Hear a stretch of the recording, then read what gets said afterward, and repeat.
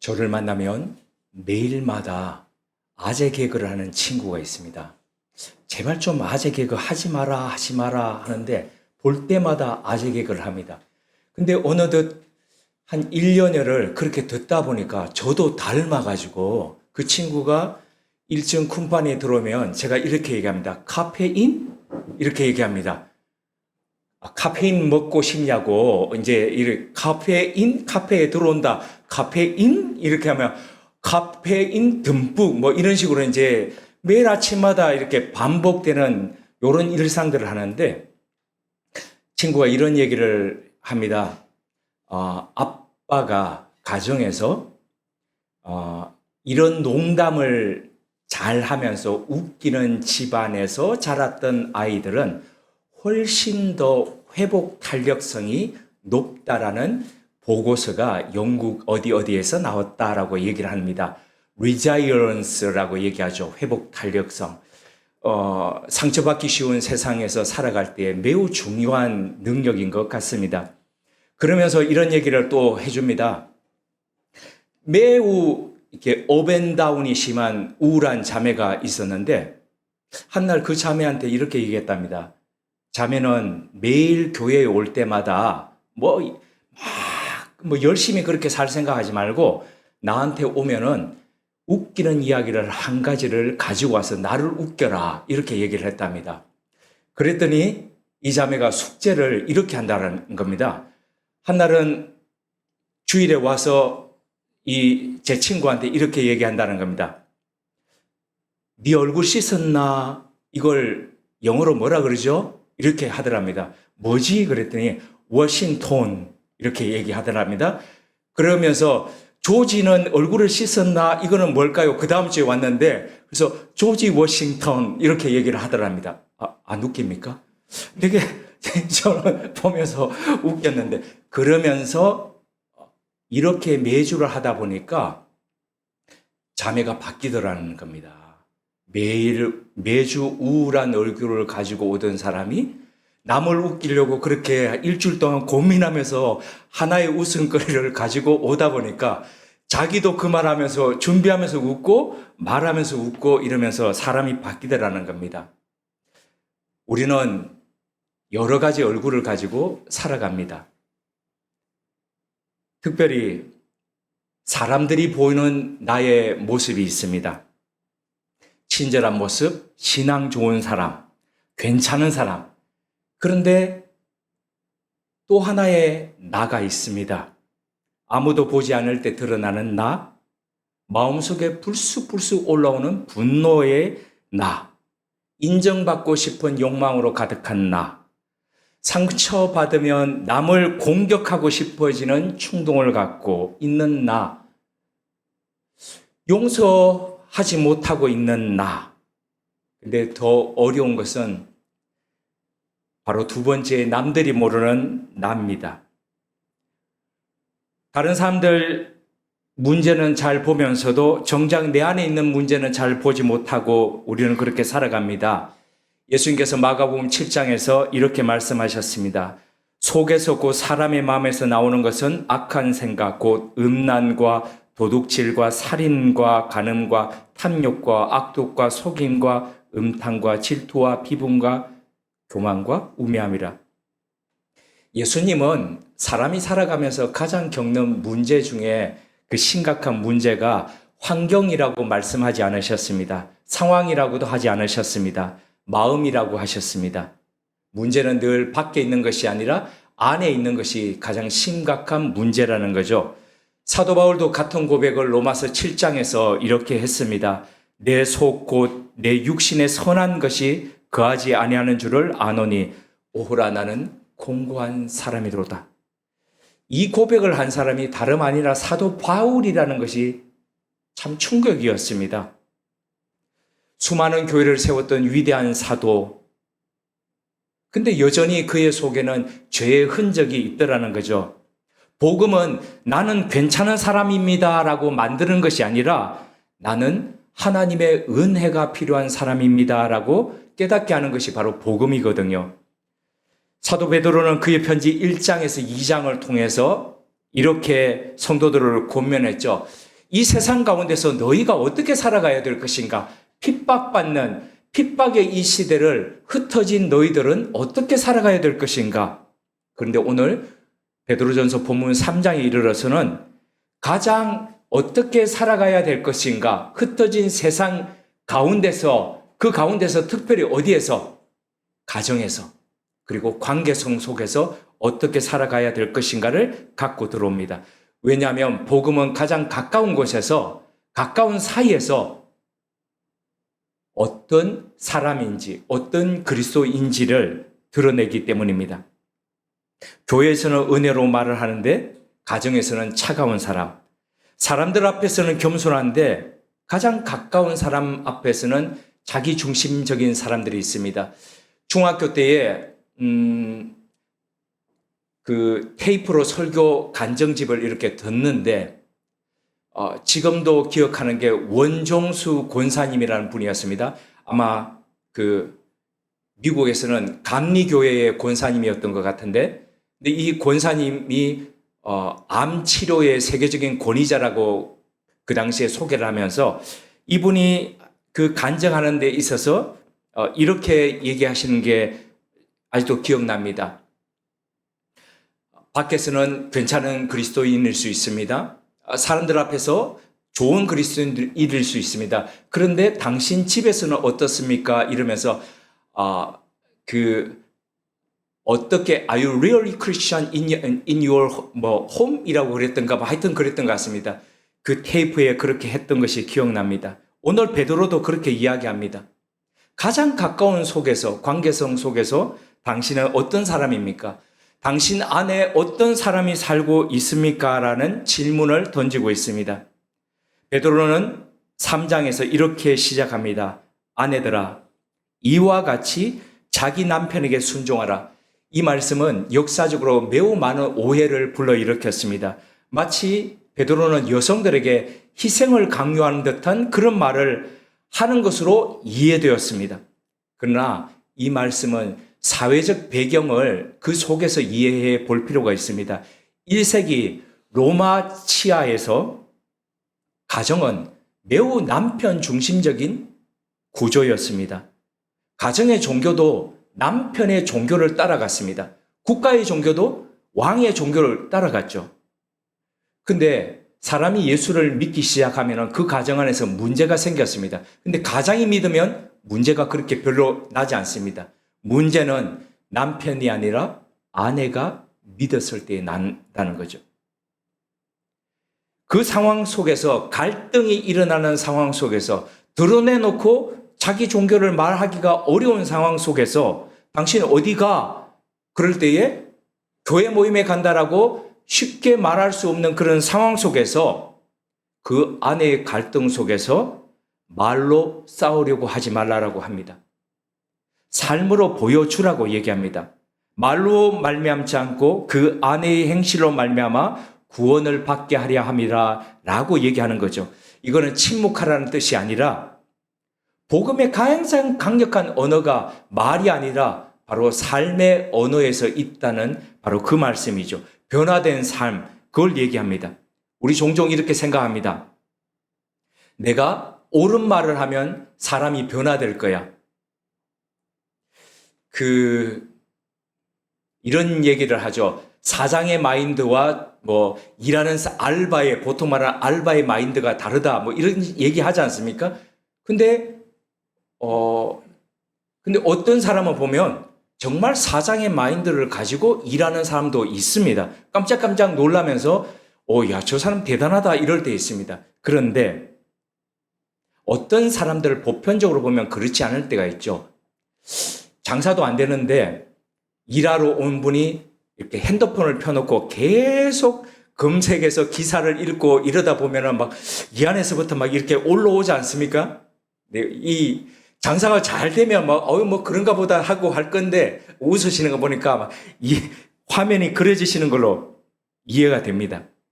근데 나이 든 사람들한테 일일이 그거 하지 마세요. 이거 하지 마세요. 이건 이렇게 놓으세요. 이렇게 놓으세요. 이러면 말하는 사람도 피곤하고 듣는 사람도 피곤하고 그러면 일하는 업장이 굉장히 이게 스트레스 받는 업장이 될 거라 그런 생각이 든다는 거죠. 그래서 마음을 바꿔먹어서 말로 하지 않고 그냥 행동으로 걸레를 이렇게 놓았으면 이렇게 옮기고 이렇게 옮기고 한마디도 걸레 이렇게 하세요 이렇게 하죠 하지 않고 보내는 시간을 한 몇 달 이렇게 쭉 하다 보니까 조금씩 바뀌는 부분들을 보게 됩니다. 진리는 사람을 마음을 여는 것은 논리보다는 말보다는 삶의 향기일 때가 많다는 것을 깨닫습니다. 가장 강력한 설교는 사실은 말로 하는 것이 아니죠. 삶이죠. 우리가 존경하는 목회자들, 설교가들을 보면 와, 그 사람은 정말 현란한 아주 뛰어난 막 엄청난 파토스의 설교를 한다. 이런 것들이 아니죠. 신학교 때에 설교학을 가르쳤던 교수님이 세 가지를 얘기했습니다. 당신들이 앞으로 살아가면서 목회할 때에 설교할 때에 세 가지가 필요하다. 그 첫 번째가 로고스였습니다. 로고스는 말씀입니다. 그 말씀이 살아있는 복음의 말씀이 그 안에서 있어야 된다는 거죠. 성경의 해석입니다. 그런데 두 번째는 파토스입니다. 파토스는 패션, 열정입니다.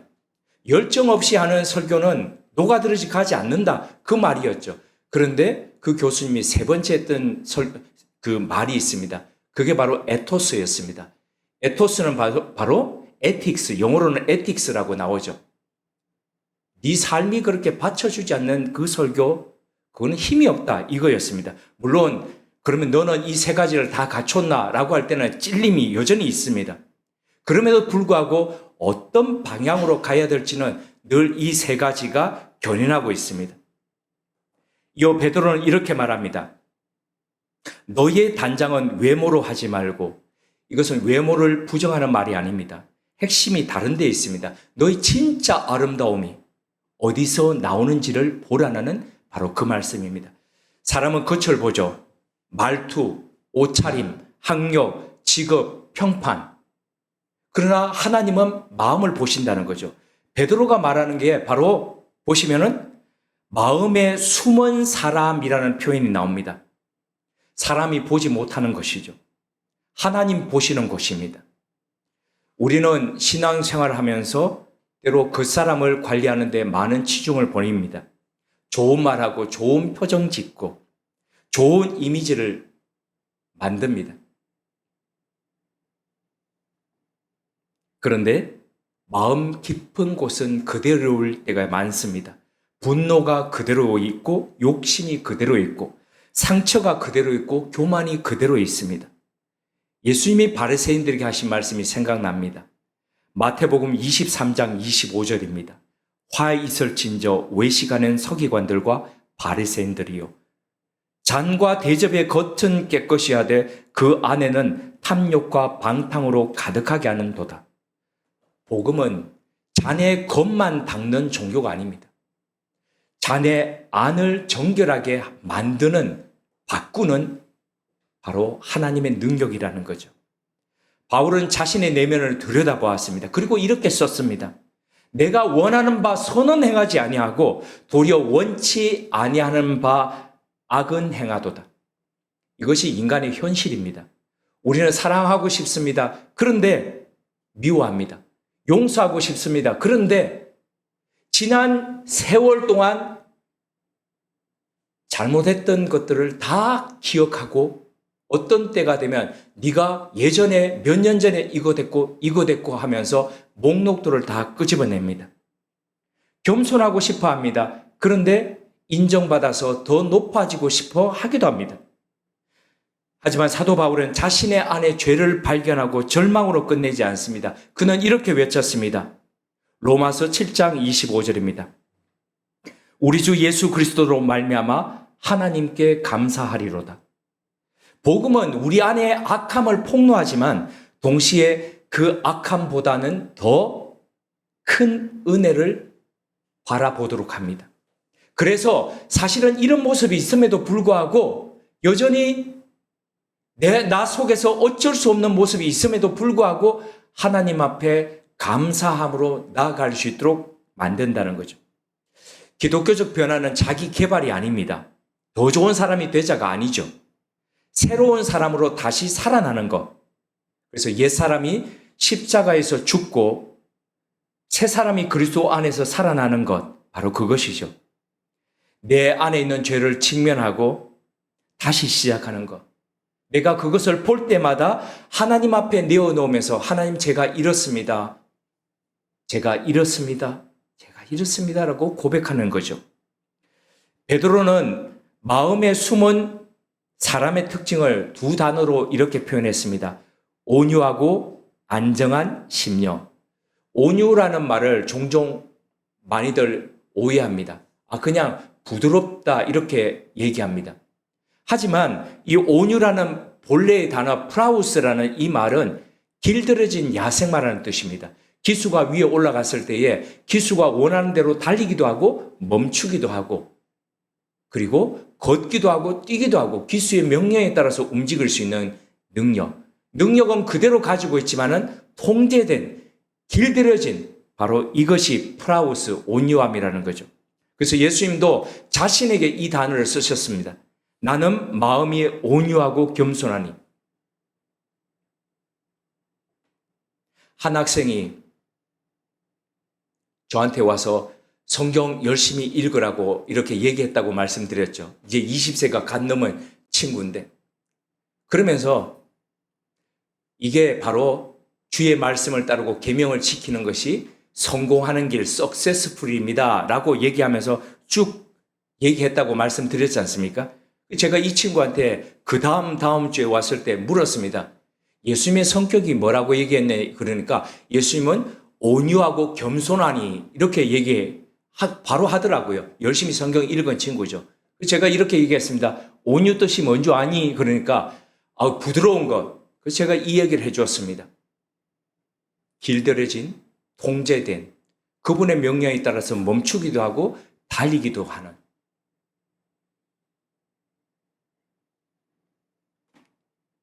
그런데 알면서도 불구하고 온유하지도 않고 그 그리스도를 따라간다고 닮는다고 하면서도 겸손하지도 않는 자신의 모습은 보이지 않냐라고 이렇게 했더니 이 친구가 마음 깊이 받아들이는 이 모습이 감사했습니다. 동시에 그 친구에게 얘기하면서도 저는 제 모습을 한번 생각해 보았습니다. 나는 마음이 온유하고 겸손한가? 분노는 참 자연스럽습니다. 상처도 자연스럽습니다. 문제는 그 감정들이 우리를 지배할 때 일어납니다.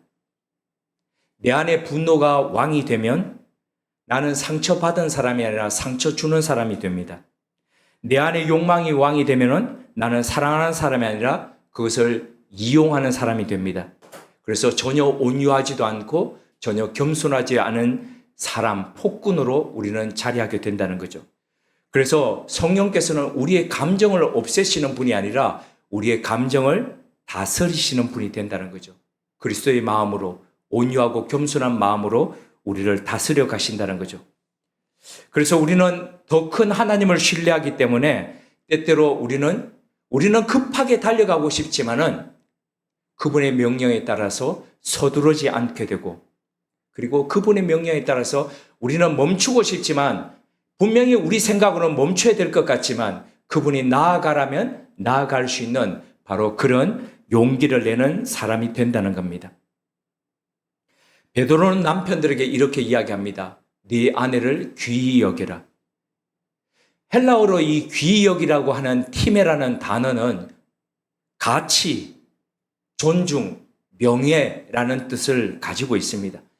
아내의 귀한 가치에 어울리도록 존중하고 명예롭게 예우하라는 거죠. 베드로는 이렇게 말합니다. 마음을 같이하여 긍휼히 여기며 사랑하며. 왜 마음을 같이하지 못하고 긍휼히 여기지 못할까요? 왜 사랑하는 관계가 깨어질까요? 우리는 관계가 깨어지면 상대 때문이라고 얘기합니다. 그러나 성경은 먼저 묻습니다. 네 안에 뭐가 있느냐? 내 안에 교만이 있으면 관계는 경쟁이 됩니다. 내 안에 두려움이 있으면 관계는 통제가 됩니다. 내 안에 상처가 있으면 관계는 공격이 됩니다. 이 관계의 회복을 위해서 요한계시록은 이렇게 얘기합니다. 너의 첫사랑을 어디서 잃어버렸는 줄 다시 찾아보라. 첫사랑이 떨어진 줄 돌아보면서 우리는 그 첫사랑을 다시금 생각하면서 귀히 여기라고 말씀합니다. 처음 만났을 때에 얼마나 귀하게 여기고 얼마나 그 사람의 마음에 들도록 하고 얼마나 그 사람의 시간에 그 사람의 스케줄에 맞추려고 우리는 애썼습니까? 그 사람의 한마디 한마디도 얼마나 우리는 귀하게 여기려고 얼마나 무게를 두고 들었습니까? 그런데 어느덧 시간이 지나면서 우리는 귓등으로도 듣지 않는 그런 관계가 되지는 않았습니까? 서로를 귀하게 여길 때에 비로소 마음을 같이 하게 되고 긍휼히 여기고 사랑하는 관계의 회복이 진행된다는 겁니다. 7절에 아주 무서운 말씀이 있습니다. 이렇게 하지 않으면 너희 기도가 막히리니. 가장 가까운 사람과 관계가 틀어지면 우리의 기도가 막힌다는 거죠. 하나님 앞에서 우리가 드리는 기도가 올라가지가 못한다는 겁니다. 하나님의 그 관계는 우리는 하나님과 가까워지고 싶어하는 그 관계는 그 영향은 우리의 가장 가까운 사람들과 밀접하게 연결되어 있다는 겁니다. 내 안에 어떤 사람이 살고 있는지 그것은 바로 내가 결국은 내가 가장 가까운 사람에게 어떻게 하는지로 증명이 된다는 겁니다. 그런데 내 안에 그리스도가 계시면 관계가 달라진다는 겁니다. 참 신기하게도 분명히 내게 상처 주는 말을 하는데도 그를 향해서 축복하는 말을 하게 됩니다. 내게 분명히 손해를 주는데도 사랑하게 됩니다. 나를 움직이는 것이 내 감정이 아니라 그리스도의 사랑이 되기 때문이라는 거죠. 베드로는 이렇게 말합니다. 악을 악으로 갚지 말고 도리어 복을 빌라. 이게 어떻게 인간 힘으로 가능하겠습니까? 나에게 악을 행하는데 어떻게 내가 악으로 2배, 3배씩 되갚아줘야죠. 근데 그렇게 살아가는 것이 사람들의 사회를 움직이는 일상이 되다 보니까 함무라비 법전도 그렇고 레위기서에도 이렇게 동해보상법, 눈은 눈으로만 갚아라. 이는 이로만 갚아라. 왜 그렇겠습니까? 인간의 감정이 상하면 몇 배씩 갚는 게 그게 바로 인간의 힘을 알기 때문이라는 거죠. 그런데 어떻게 악을 악으로 갚지 말고 도리어 복을 빌 수 있습니까? 욕을 들었는데도 어떻게 더 쌓아가지고 욕을 해주지 않고 저주까지 하지 않고 어떻게 축복할 수 있습니까? 상처받았는데도 어떻게 더 큰 상처로 되갚아주지 않고 사랑할 수 있겠습니까? 그런 사람이 어디 있겠습니까? 이게 바로 십자가를 경험하면 가능하다는 거죠. 예수님께서 십자가에서 보여주셨지 않습니까? 인간의 악이 끝나는 바로 그 자리에서 하나님의 사랑이 시작되었다는 거죠. 십자가 아래서 십자가 형 집행을 했던 사람이 로마 군인 백부장입니다. 오늘날의 우리나라 군대 편제로 하자면 중대장입니다. 그런데 그 사람이 어떻게 고백합니까? 예수 그리스도께서 십자가에 죽는 바로 그 순간에 이는 하나님의 아들이었도다. 이렇게 고백합니다. 아니, 기적을 일으키고 사람을 살리고 사람을 낫게 하는 그 자리에서 하나님의 아들이었다라고 고백하는 것이 아니라 어떻게 무기력하게 죽어가는 바로 그 자리에서 하나님의 아들이었다라는 고백이 나올 수 있겠습니까? 그게 바로 인간이 도저히 인간으로서는 할 수 없는 사랑을 하게 되는 것, 바로 그 장면을 보고 하나님의 아들이었다고 고백할 수 있는 거죠. 이 능력이 바로 십자가 위에서 일어났다는 거죠. 인간의 악이 끝나는 그 자리에서 하나님의 사랑이 이렇게 시작되었다는 겁니다. 사람들은 예수 그리스도를 죽였지만 하나님은 바로 그런 예수 그리스도를 되살리셨습니다. 그 사랑이 내게 들어오면 내 안에 살던 옛사람이 물러가고 그리스도를 닮은 새로운 사람으로 살아간다는 거죠.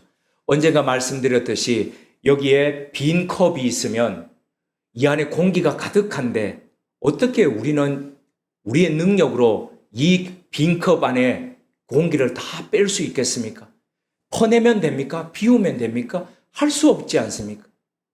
근데 그 안에 물이 가득 차면은 공기는 자연스럽게 빠져나가지 않습니까? 내 안에 있는 악함을 걷어내려고 하면 면벽 수행하면 되겠습니까? 가슴을 치면서 고난 가운데 거하면 되겠습니까? 40일 금식하면 되겠습니까? 아니지 않습니까? 비워도 다른 것들이 채워지지 않습니까? 그리스도의 그 사랑이 우리 안에 들어올 때에 우리의 악함을 걷어내면서 그분으로 채워가지 않겠습니까? 내 안에 살던 옛사람이 물러가고 그리스도를 닮은 새로운 사람으로 다시 시작되는 거죠. 바울은 그것을 이렇게 표현합니다. 이제는 내가 사는 것이 아니요 오직 내 안에 그리스도께서 사시는 것이다. 이것이 바로 복음의 목표입니다. 완벽한 사람이 되는 게 아니라 그리스도께서 내 안에 사는 것. 갈라디아서 2장 20절에 말씀하는 바로 그 말씀이죠. 내 안에 사는 것 오직 예수 그리스도시니. 오늘 질문은 나는 어떤 사람인가 라는 것이 아닙니다. 더 깊이 나아가는 질문이죠. 내 안에 누가 살고 있는가? 내 안에 여전히 분노가 가득 채워진 채로 살고 있습니까? 아니면 지나간 오래된 상처들로 덕지덕지 벽지처럼 붙여져서 그렇게 살아가고 있습니까? 아니면 욕망이 그렇게 살고 있습니까? 그게 아니라면 이제 그리스도께서 들어와 그렇게 내주하시면서 살고 있습니까? 이 질문 앞에서 우리 모두는 조금 불편할 수 있습니다. 마음에 숨은 그 사람이 늘 아름다울 수는 없습니다. 그러나 이 본문은 정죄로 끝나지 않습니다. 사도 바울도 베드로도 자신의 내면을 직면한 후에 절망으로 끝나지 않고 더 큰 은혜를 사모합니다. 그러므로 우리의 기도는 바로 이것이어야 되죠. 주님, 내 안의 것을 드러내 주십시오. 그리고 그 자리에 주님의 마음을 심어 주십시오. 내 안에 사는 사람이 예수 그리스도가 되게 해 주십시오. 그럴 때에 우리의 깨어진 관계가 회복되고 우리의 가정도 새롭게 되고 뿐만 아니라 우리의 교회도 그렇게 세워져 가지 않겠습니까? 복음은 늘 세상을 바꾸기 전에 한 사람 한 사람 마음을 변화시켰습니다. 그 변화된 마음이 바로 세상을 새롭게 일구어왔습니다. 함께 기도드리겠습니다. 주님, 우리는 오늘 우리 안에 어떤 사람이 살고 있는지를 들여다보았습니다. 부끄럽기도 하고 두렵기도 합니다. 그러나 주님은 이미 우리 마음 깊은 곳을 감찰하시며 다 알고 계시지 않습니까? 그럼에도 불구하고 우리를 사랑하시고 변화시키기를 원하십니다. 우리 안에 낡은 사람을 내려놓게 하시고 온유하고 안정된 심령으로 살아가는 그리스도를 닮은 사람이 자라나게 해주십시오. 그리하여 종래에는 가정 안에서 공동체 안에서 우리가 마주하는 모든 얼굴들 앞에서 예수님을 생각하게 하는 사람으로 존재하게 이끌어 주옵소서. 예수님의 이름으로 기도드립니다. 아멘.